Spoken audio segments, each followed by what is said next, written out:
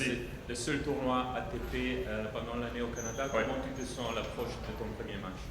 Je me sens bien. Déjà, très content d'être de retour à Montréal, à la maison. C'est toujours un grand plaisir de jouer au Canada et encore plus évidemment à Montréal puisque, comme vous le savez très bien, j'ai grandi, j'ai fait mon adolescence, ma formation de tennis ici même au Stade IGA. Donc, très content de revenir. Question s'il vous plaît? Jean-Félix, Oui. Gabriel Zalo était ici un peu plus tôt. Il Oui. parlait du fait que c'était peut-être un peu le rêve de ton père de vous voir jouer les deux en double ensemble. Oui. Pour toi, c'est quoi cette occasion-là de partager un peu le terrain avec Gabriel cette semaine? Je ne peux pas parler pour mon père, mais je peux parler pour moi en tout cas. Puis je peux dire que c'est un rêve d'enfant qui se réalise pour nous, puisque on se connaît depuis longtemps. Avec les années, on s'est rapprochés aussi, puisque je pense qu'on a une vision assez similaire de notre sport, de la vie en général. Puis c'est devenu, avec les années, quelqu'un de très proche pour moi. Puis on est des amis vraiment en dehors du tennis aussi. Donc on passe beaucoup de bons moments ensemble tout au cours de l'année. Là, c'était une première occasion de jouer en double ici à Montréal. En tout cas, c'est une première pour nous. Et une première en plus ici à Montréal. Donc, ça va être un moment aussi spécial, en plus du tournoi de simple pour nous deux, d'avoir cette chance de jouer en double. C'est une belle occasion aussi de jouer ensemble avant de potentiellement jouer aussi ensemble à la Coupe Davis à Québec. Donc, je pense qu'on va avoir quelques bons moments pour jouer devant nos fans cette année au Canada. Monsieur Félix, Oui. on parlait tantôt avec Alexis, qui rêve et qui pousse de percer le top 150, le top 100. Quel genre de respect tu as pour un gars comme lui qui rêverait sans doute d'être dans ta position? Chacun, c'est ça, chacun a son parcours, puis il faut donner du respect et du crédit à chacun, puisque chacun a vraiment ses défis, chacun a son histoire. Puis moi, j'encourage toujours la persévérance,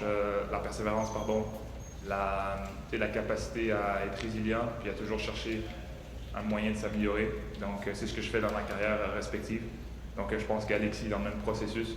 Puis, encore une fois, j'ai parlé de Gabriel, mais on est tous très proches. Je pense que ce qui est beau aussi dans notre milieu, le milieu du tennis au Québec, au Canada, c'est une petite communauté quand même, tout le monde se connaît bien.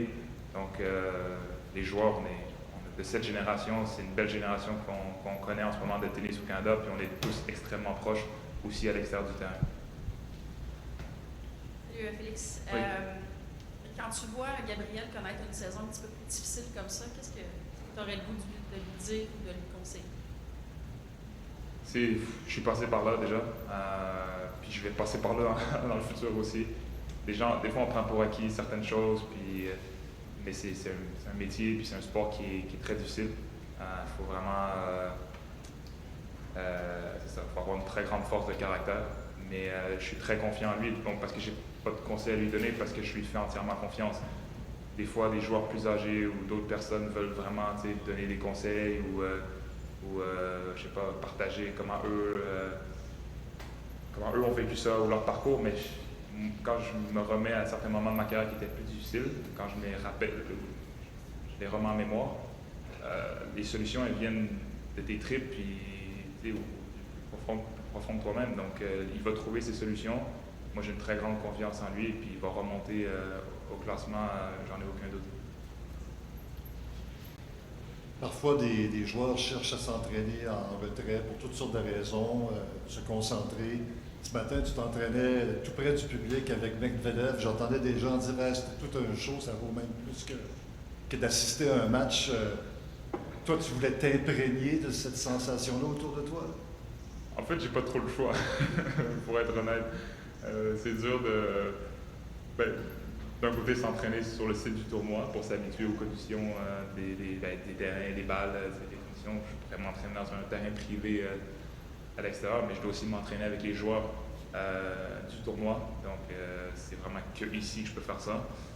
Puis, évidemment, il va y avoir des gens qui vont venir voir les matchs, mais c'est bien, ça fait une belle ambiance. C'est bien de voir des gens aussi, bien de voir des jeunes qui viennent s'inspirer aussi, apprendre des choses. Moi, je me souviens d'être à leur place, puis je me souviens, chaque été, je venais voir le tournoi, puis plusieurs fois, je n'avais pas de billets, donc j'allais voir tous les entraînements, puis j'apprenais encore plus de choses à l'entraînement, puisqu'ils ont la chance d'être très, très, très près des joueurs.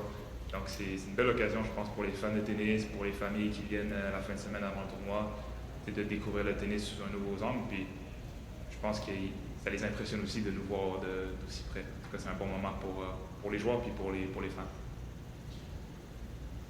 Qu'est-ce que tu as appris justement des éditions passées où tu étais si près du public et pour te distancer un peu de la pression qui pourrait t'atteindre, cette pression-là qui vient des autres, les espoirs des autres au-delà des tiens? Ben déjà, j'essaie de le voir comme quelque chose de positif. Je pense que c'est déjà un état d'esprit à avoir. De ne pas le voir comme une pression supplémentaire ou de sentir que je porte l'espoir de qui que ce soit. Parce que déjà, mes attentes ou mes espoirs sont au même niveau que le public, donc déjà, il n'y a pas de décalage à ce niveau-là.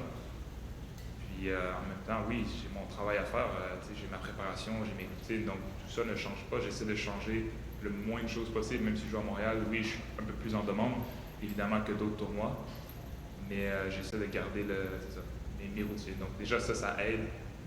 C'est le cerveau, il est habitué à avoir ses routines, puis ça aide à bien se programmer ou bien se préparer pour le tournoi. D'autres questions? Ok, merci. Merci.